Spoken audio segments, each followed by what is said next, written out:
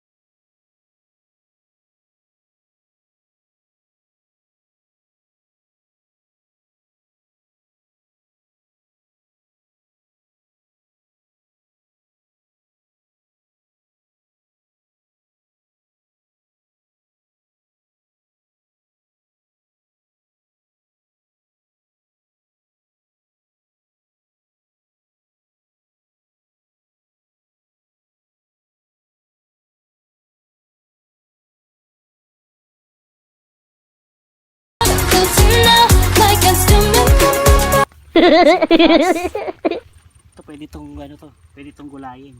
Ito yung binibili. Sarap to pag naluto mo to tapos iihaw mo sa sahog na rin sa ba? Ito marami dito.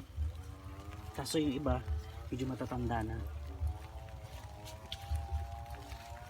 Tingin pa tayo. Yung iba